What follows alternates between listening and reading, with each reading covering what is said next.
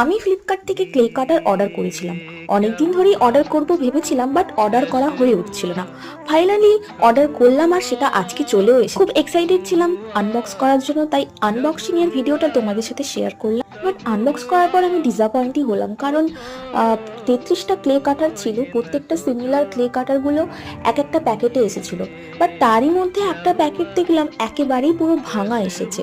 ওই প্যাকেটে শুধু একটা কাটার বাদে বাদ বাকি সবগুলোই একদম ভাঙা এসেছে। এই জন্য বলে না যে বেশি আশা করতে নেই, কথাটা ঠিকই বলে, বেশি আশা একদমই করা উচিত নয়।